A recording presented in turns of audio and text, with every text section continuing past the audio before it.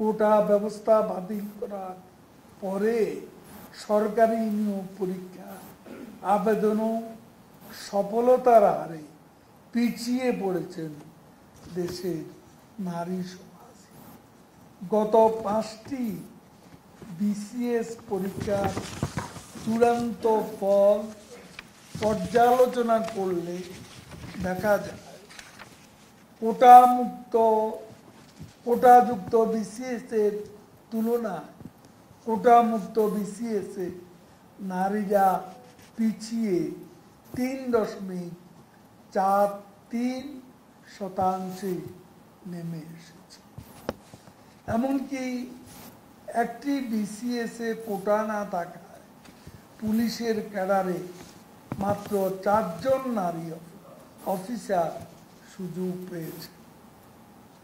Foreign সার্ভিসে সুযোগ পেয়েছে মাত্র 2 জন নারী। কোটামুক্ত একটি বিসিএস এ 24টি জেলার কোনো প্রার্থী পুলিশ ক্যাডারে চাকরি পায়নি। 50 জেলায় নারীরা সরকারি চাকরি থেকে বঞ্চিত হয়েছে। কোটা পদ্ধতি থাকা অবস্থায় শতকরা 26% উপরে নারী প্রার্থীরা চাকরি পেয়েছিল।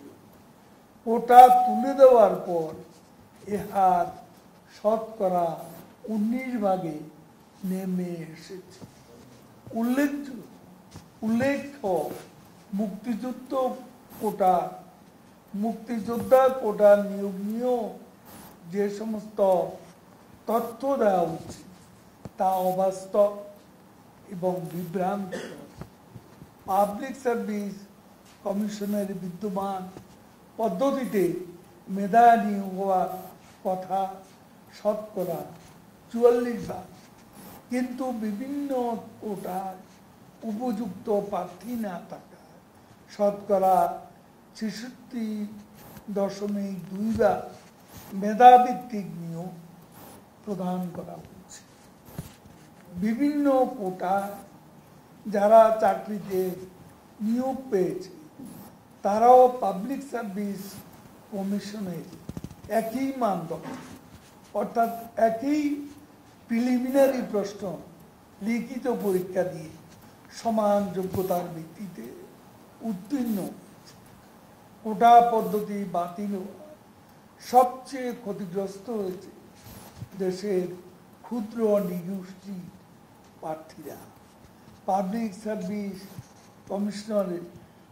কমিশনের কোনো বিসিএস পরীক্ষা ক্ষুদ্র নিগোষ্ঠী একজন প্রার্থীও নিয়োগ লাগবে সুযোগ পায়নি।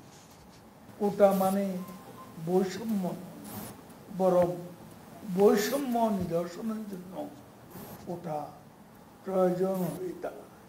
কোনো সর্বোচ্চ আদালতের পূর্ণাঙ্গ রায় আসার পরে সরকার সকল জনগোষ্ঠীর অধিকার সংরক্ষণের বিষয়ে সিদ্ধান্ত নেয়।